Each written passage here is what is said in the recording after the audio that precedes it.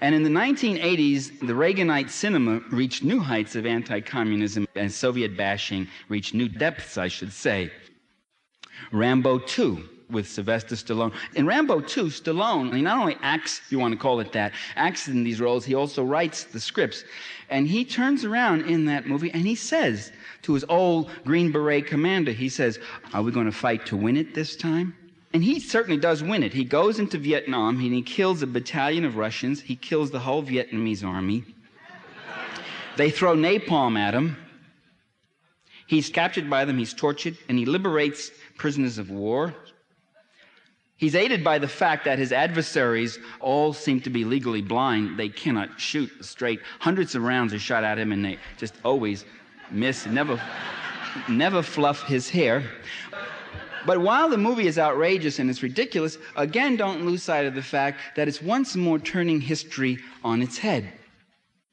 I mean, in reality, the Vietnamese have exchanged prisoners of war with the United States after signing the Paris Peace Agreement, which ended the war. And that whole POW-MIA issue is really an outrageous, pandering exploitation of the unrealistic hopes of those families, conducted by the Pentagon and the U.S. government and played upon by people like Ronald Reagan.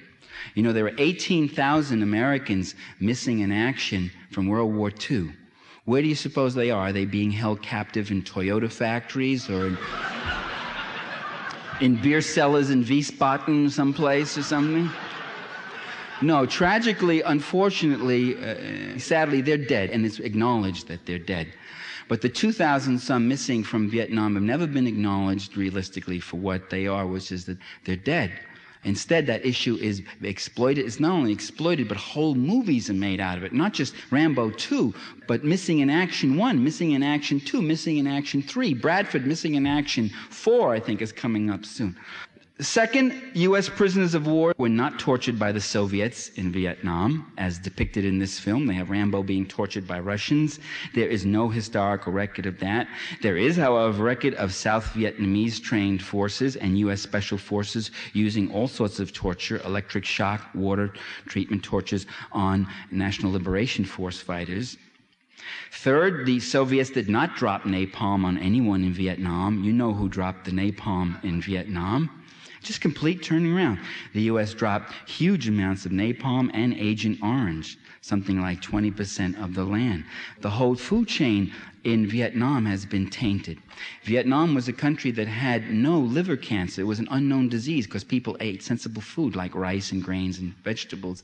And today it has one of the highest rates of liver cancer in the world because of what we did to their ecology chain. That's not what you get in the film.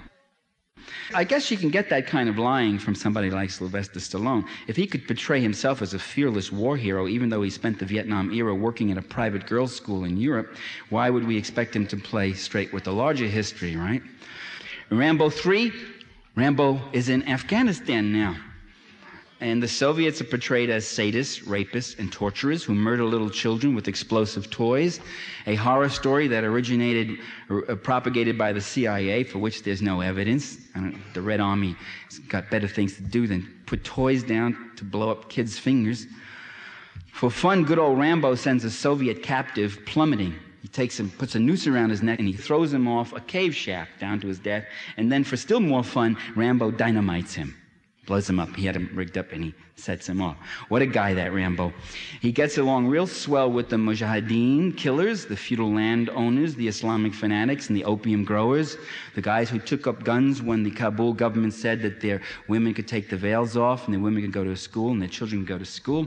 They took up guns, laughably described as the Afghan freedom fighters. Those of you who supported them, I hope you continue to support and watch how they operate and what they stand for. Let me say that Rambo gets along real well with them. By the end of this third and worst of the Rambo films, our hero has sort of mellowed out a little. He gives his good luck charm to an adoring 12-year-old Afghan boy soldier who himself is shown killing Russians on several occasions. War is a kind of a healing, nurturing experience for Rambo. You know, in Rambo 1, which I didn't mention, he was a borderline psychotic. He got into all sorts of trouble. He was a Vietnam veteran who was just psyched and freaked out. By the end of Rambo 3, all this violence has kind of put him together. He's found himself. As the movie ends, you feel he's going to move on, maybe head back to the States, buy a trailer, hunt bear, settle down maybe, get married, open up the nicest little gun shop in Texas. Get married, I don't know about get married, because women don't figure in the Rambo movies. In fact, most of these violence adventure movies, women just really, literally don't figure, of course, as except for the bed scene or sex objects. They are just attachments, accessories to the heroes. I mean, literally attachments. They're usually attached, being yanked along by the hero as they're in heels and dress, as they're running from some danger. Women have an uncanny ability to get themselves into dangerous situations for which they are extricated by their men.